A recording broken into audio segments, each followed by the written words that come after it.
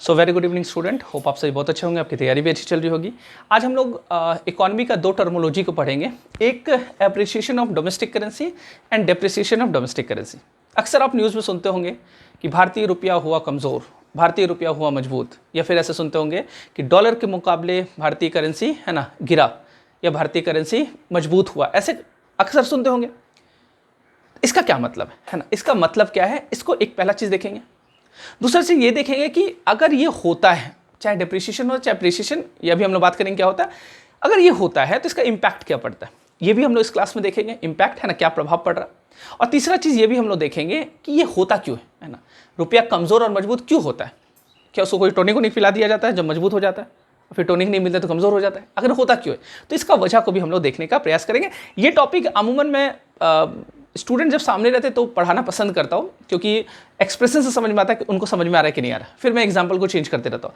फिलहाल आप तो मेरे सामने हैं नहीं, आप मुझे देख रहे हैं यूट्यूब पे और मेरे सामने कैमरा है, तो इसलिए कोई भी दिक्कत हो, कहीं भी कोई परेशानी हो, तो आप ज़रूर कमेंट में लिखिएगा कि सर ये चीज़ हमको समझ नहीं आया, या फिर समझ में आया तो फिर भी वो भी बताइएगा, ठीक है। तो अब मैं एग्जाम्पल के साथ आपको ये चीज़ समझाता हूँ। पहले एक बेसिक चीज़ आप समझ लीजिए, ये अप्रिसिएशन डिप्रिसिएशन का क्या मतलब। देखिए, जैसे अभी आप देखते होंगे कि $1 बराबर है ना, अगर एक USD का हम लोग बात करें, US डॉलर से हम लोग अपने करेंसी का क्या करते हैं, तुलना करते हैं, तो एक USD बराबर अभी लगभग 87 रुपया चल रहा है, ठीक है, 87 रुपीज़ हमारा चल रहा है, ये INR है, ठीक है, इंडियन रुपी, ठीक है। तो $1 बराबर 87 के आसपास है ना, ये बढ़ते घटते रहेगा, कल 85 हो जाएगा, कभी 86 हो जाएगा, कभी 88 हो जाएगा, ये ऊपर नीचे होते रहता है, ठीक है। अब क्या हो जाए, कल को एक USD बराबर 77 हो जाए, मान लेते हैं कल को क्या हो जाए, एक USD बराबर INR कितना हो जाए, 77 हो जाए। तो अब देखिए, दो कंडीशन मैंने यहां लिख दिया। एक में आप क्या देख रहे हैं कि $1 बराबर 87 का मतलब क्या है, इसका मतलब यह है कि मुझे $1 खरीदने के लिए 87 रुपये अपने जेब से क्या करना पड़ा है, खर्च करना पड़ा है। मुझे US से कुछ मंगाना है, तो US वाला तो गांधी जी वाला नोट तो चलेगा नहीं, मुझे डॉलर देना पड़ेगा ना, तो मुझे $1 अगर लेना पड़ेगा तो मुझे उसके लिए 87 रुपया खर्च करना पड़ेगा। कल को 87 से घटकर 77 अगर हो जाए, तो कल को मुझे $1 खरीदने के लिए कितना, 77 रुपीज़ खर्च करना पड़ेगा, इसका मतलब 10 रुपया बचत होगा ना। तो आप कहेंगे कि इस कंडीशन में रुपया हमारा क्या है, कमज़ोर है, और इस कंडीशन में इसके तुलना में क्या हो गया, ये मजबूत हो गया, रुपया हमारा क्या हुआ, मजबूत हुआ। कहने का मतलब ये है कि जैसे रुपया क्या होता है, जब हमें ज्यादा खर्च करना पड़ता है $1 खरीदने में, और कल को 87 की जगह मान लेते हैं 88 हो जाए, फिर 89 हो जाए, फिर 90 हो जाए, तो हम कहेंगे कि भारत का जो करेंसी है वो क्या हो रहा है, वो कमजोर होते जा रहा है, डॉलर के मुकाबले वो क्या हो रहा है, कमजोर, उसका वैल्यू घट रहा है ना, तभी वो सस्ते में है ना, एक तरह से मतलब $1 जो है वो पहले मुझे 87 में खर्च करना पड़ा था, अब मुझे 90 रुपया। इसका मतलब क्या हो रहा है कि मेरे पॉकेट से ज्यादा रुपया जा रहा है ना। इसका मतलब क्या हुआ कि रुपया कमजोर हो रहा है, इसका वैल्यू घट रहा है, और इस कंडीशन को हम लोग क्या कहते हैं, इसी को हम लोग कहते हैं डेप्रिसिएशन। तो डेप्रिसिएशन ऑफ डोमेस्टिक करेंसी या Indian currency, depreciation of Indian currency हो रहा है, इसका मतलब हो गया कि भारतीय रुपया क्या हो रहा है, कमजोर हो रहा है। क्लियर है? एग्जाम्पल से मैं समझाऊंगा तो और अच्छे से समझ में आ जाएगा। अब इस कंडीशन में आप क्या देख रहे हैं, इस कंडीशन में पहले के तुलना में मुझे कम पैसा खर्च करना पड़ा, पहले मुझे 87 रुपया खर्च करना पड़ा था, अब तो 77 ही, 10 रुपया बचत हो रहा ना, तो हम कहेंगे कि मजबूत हुआ, मतलब क्या है, एप्रिसिएशन, ठीक है। तो हम कहेंगे कि अब कल 77 हो जाए, फिर 75 हो जाए, 70 हो जाए, मतलब लगातार क्या हो रहा है कि इंडिया का करेंसी मजबूत होते जा रहा है, तो हम कहेंगे कि एप्रिसिएशन ऑफ डोमेस्टिक करेंसी या इंडियन करेंसी। तो ये चीज मेरे ख्याल से अभी तक आपको समझ में आया होगा कि अभी तक हमने क्या बात किया कि यदि रुपया क्या हो जाएगा, ये बढ़ते जाएगा, ये रेट अगर देखते जाएगा बढ़ते जाएगा, मतलब $1 खरीदे मुझे और महंगा पड़ते जा रहा है, तो हम कहेंगे कि डेप्रिसिएशन हो रहा है। और $1 खरीदे मुझे सस्ता पड़ रहा है, धीरे धीरे कम होते जा रहा है, तो हम बोलेंगे भारतीय करेंसी क्या हो रहा है, मजबूत हो रहा है। यहां तक समझ पाए? अब एक एग्जाम्पल से समझिएगा कि इसका इंपैक्ट क्या पड़ेगा, और बहुत जरूरी है एग्जाम्पल आप समझिएगा, एक एग्जाम्पल से समझिएगा। देखिए, अब ये इंडिया है, US का एग्जाम्पल लेते हैं, US है, ठीक है। दो एग्जाम्पल हम लोग लेके चलते हैं, मान लेते हैं दो चीज़ें, एक USD बराबर मान लेते हैं 90 रुपया, 90 रुपये मान के चलते, और एक जगह मान के चलते 1 USD बराबर मान लेते 80 रुपया। दो मैं एग्जाम्पल लेके समझाता हूँ तो आपको ये चीज़ समझ में आएगा। कभी ऐसा था जो 1 USD बराबर 90 था, और कभी ऐसा था कि 1 USD बराबर 80 है। अब एक चीज़ एग्जाम्पल से आप समझिएगा, ध्यान से सुनिएगा, एग्जाम्पल समझिएगा। अब ये पेन है, ये मार्कर है, मुझे पढ़ाना पड़ता है, तो मान लेते हैं मैं ये मार्कर US से मंगाता हूँ, ये पेन मैं US से मंगाता हूँ। अब समझिएगा, ये पेन को मैं US से मंगा रहा हूँ, ठीक है। अब बताइएगा, यदि मुझे ये पेन मंगाना है तो मेरे US में क्या चलता है, डॉलर चलता है ना, वहाँ तो करेंसी तो नहीं मतलब इंडियन करेंसी तो नहीं चलेगा, मतलब जो गांधी जी वाला नोट है वो तो चलेगा, रुपये तो नहीं चलेगा। तो मुझे क्या करना पड़ेगा, डॉलर खरीदना पड़ेगा ना मार्केट से, मुझे पहले डॉलर खरीदना पड़ेगा, तभी तो मैं वहाँ से पेन मंगा पाऊंगा। तो इसका मतलब ये है कि अगर $1 बराबर 90 रुपया, समझिएगा ध्यान से, $1 बराबर 90 रुपया है, और मान लेते हैं कि इस पेन का दाम $2 है। एग्जाम्पल समझिएगा, ये पेन जो है ये अमेरिका में कितना में मिलता है, अमेरिका से यदि मैं मंगाऊंगा तो $2 का ये पेन है, समझिएगा बात को। यदि 1 USD बराबर 90 रुपया है, 1 USD बराबर 90 रुपया है, तो मुझे क्या करना पड़ेगा, 180 रुपया, 180 रुपया मुझे खर्च करना पड़ेगा, तब मुझे $2 मिलेगा, तब मैं ये पेन खरीद पाऊंगा।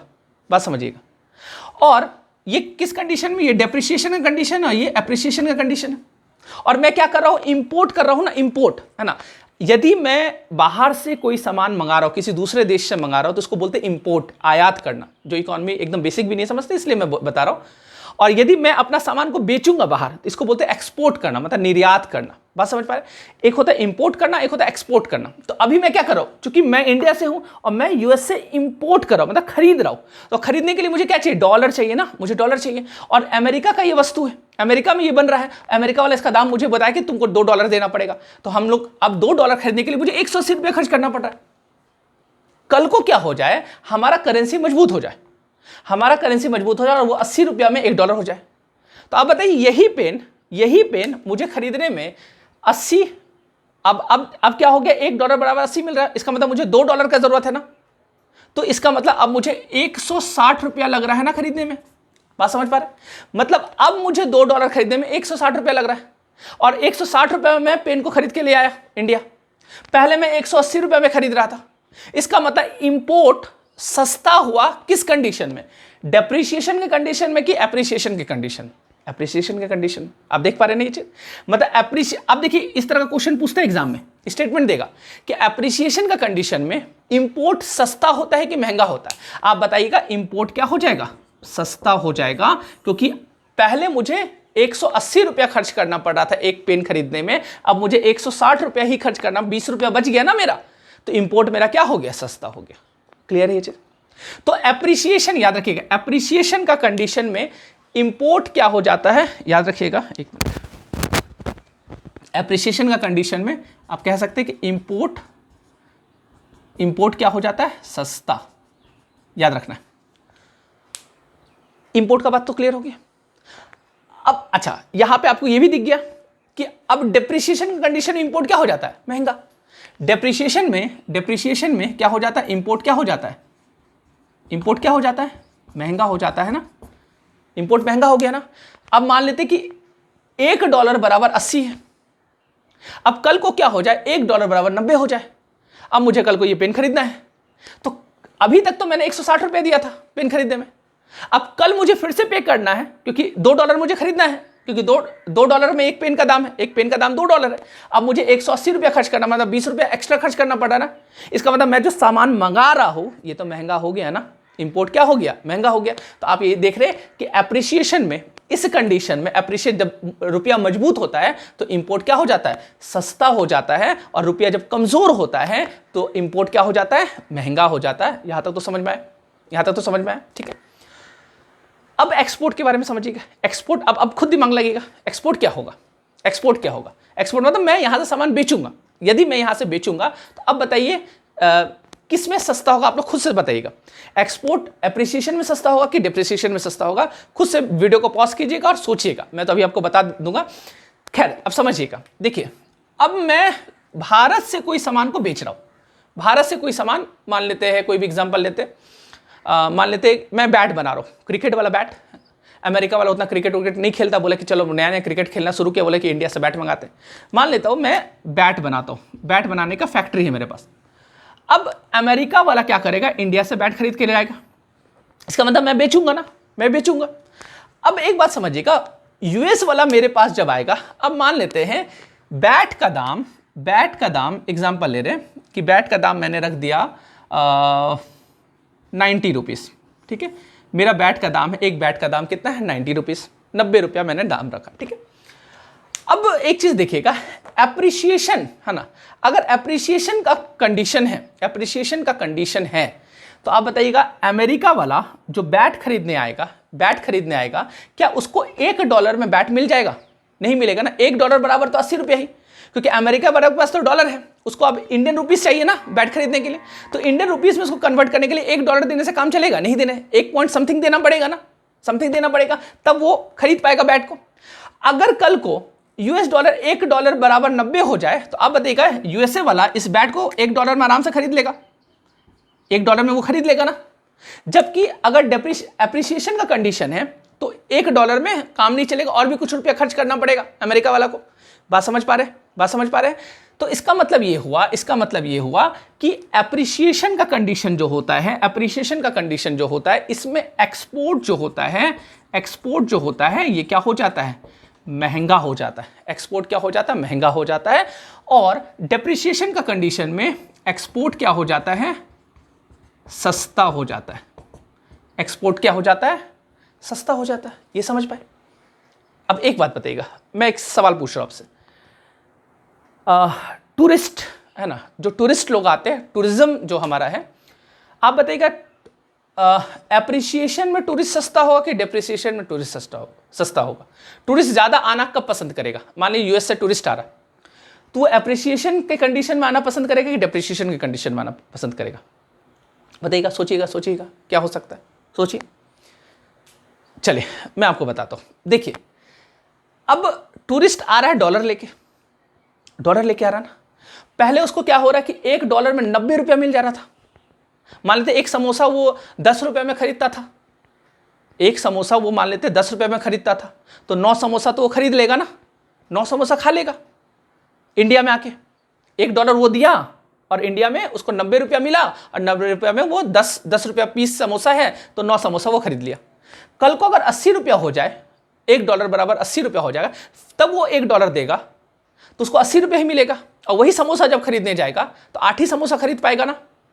इसका मतलब क्या हुआ कि एप्रिसिएशन के कंडीशन में एक्सपोर्ट महंगा होता है, तो टूरिस्ट लोग भी आने से कतराएंगे कि अभी भारत का करेंसी बड़ा महंगा है। अभी $1 देते तो 80 रुपया देता, पहले ठीक था, $1 देते थे उसको तो 90 रुपया दे देता था, हम लोग सिंगाड़ा भरपेट खा लेते थे, अब 80 रुपया देना पड़ रहा है। बात समझ पा रहे हैं? तो इस तरह भी स्टेटमेंट अगर आए कि टूरिस्ट लोग किस कंडीशन में आना पसंद करेगा, तो आप बताइएगा टूरिस्ट लोग डेप्रिसिएशन के कंडीशन में आना पसंद करेगा। क्लियर है ना? क्लियर है? ये चीज समझ पा रहा है? तो क्या इंपैक्ट पड़ता है, ये चीज आपको समझ में आ गया होगा। अब एक लास्ट चीज समझिएगा, ये होता क्यों है। देखिए, या ये कोई संस्थान या फिर कोई इंस्टीट्यूशन को इसको फिक्स करता है, तो बिल्कुल नहीं। ये डिमांड एंड सप्लाई पर निर्भर करता है कि यदि भारतीय करेंसी का, जैसे समझिएगा, एग्जांपल समझिएगा, हम लोग बाहर से इंपोर्ट कर रहे हैं बहुत ज्यादा, हम लोग यूएसए से बहुत कुछ इंपोर्ट कर रहे हैं, मतलब आयात कर रहे हैं।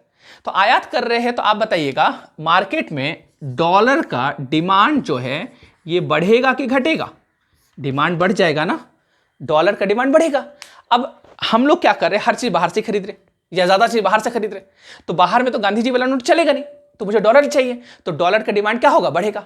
और जैसे डॉलर का डिमांड बढ़ेगा, तो पहले बोलता था कि भाई साहब तुम 80 रुपया लाओ और $1 ले जाओ, अब बोल रहा है कि नहीं, डिमांड बढ़ गया। आपको पता है डिमांड सप्लाई का खेल है, सिंपल इकोनॉमी है। अब एक बात बताइएगा, वैसे ही समझिएगा, जैसे छठ पूजा सब में कद्दू का दाम कैसे बढ़ जाता है, क्यों बढ़ जाता है? क्योंकि सप्लाई से ज्यादा डिमांड हो जाता है, लोग डिमांड करते हैं तो अनाप शनाप रेट लेता है।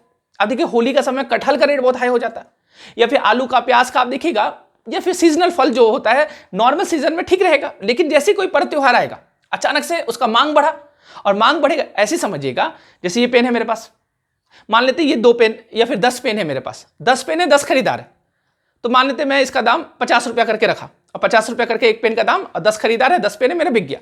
कल को क्या हो जाए, मेरे पास 10 ही पेन है और 20 खरीदार आ जाए या 50 खरीदार आ जाए, तब मैं क्या करूंगा? अब 50 बोला कि हमको चाहिए, वो बोला हमको चाहिए, तो मैं बोले ना अब इसको 50 में नहीं बेचेंगे, अब इसका दाम रख देंगे 100 रुपया।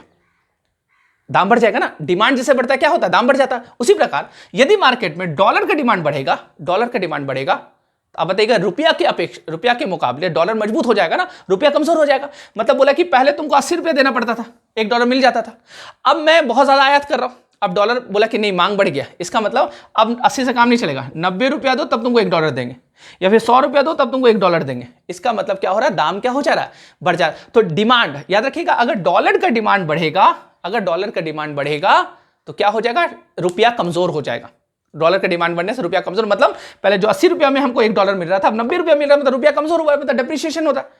और उसी का उल्टा कर दीजिए, अगर इंडियन करेंसी का डिमांड बढ़ जाए, इंडियन करेंसी का डिमांड बढ़ जाए तो अब हम लोग भाव खाएंगे ना। बोले ठीक है, तुमको पहले $1 हम 90 रुपये में दे देते थे ना, अब नहीं देंगे, अब तुमको 90 में नहीं देंगे, अब तुमको 40 रुपये में देंगे। मान लीजिए इतना कम हो जाए, है ना, 40 रुपये में देंगे, या फिर चलो ठीक है दया करके 45 रुपये में तुमको देंगे, चलो 45 रुपया, है ना, 45 रुपये में देंगे।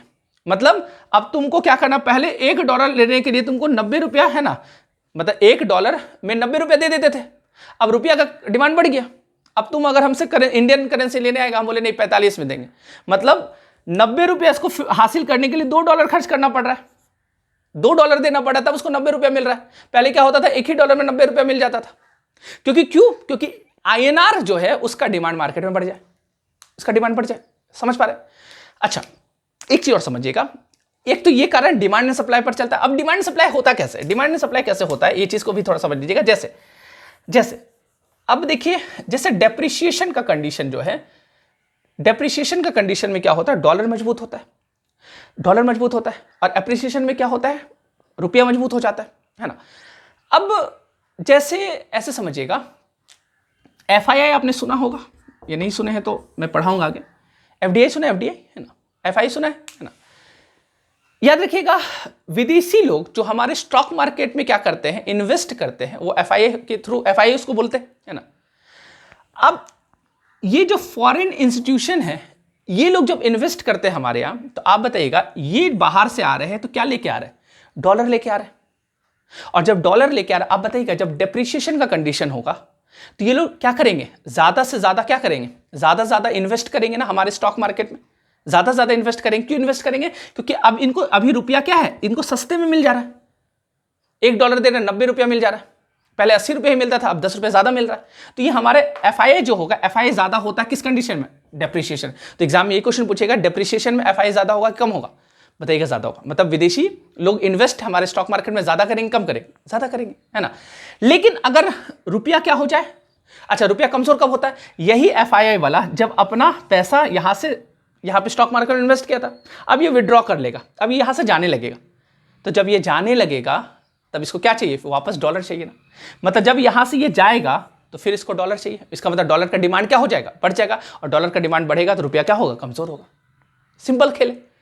तो ये एप्रिसिएशन और डेप्रिसिएशन होता है, इसका ये इंपैक्ट, इंपोर्ट किस में सस्ता होता है, किस में महंगा होता है, ये चीज आपको पता होना चाहिए। मेरे ख्याल से ये चीज समझ में आया होगा आपको। नहीं समझ में आएगा तो एक दो बार और देखिएगा, समझ में आएगा जरूर। और फिर भी नहीं समझ में आएगा तो जरूर आप लिखिएगा, मैं कोशिश करूंगा और दूसरा एग्जाम्पल से आपको समझाने का, ठीक है, और एक वीडियो बना के आपको समझाऊंगा। तो मिलते हैं हम लोग नेक्स्ट क्लास में, आज के लिए इतना ही, थैंक यू सो मच।